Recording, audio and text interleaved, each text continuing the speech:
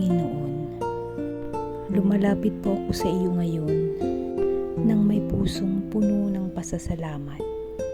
Salamat sa bawat umaga na binibigyan mo ako ng pagkakataong mabuhay, sa lakas ng katawan at sa kapayapaan ng aking isip. Salamat sa iyong walang sawang paggabay sa akin at sa aking mga mahal sa buhay.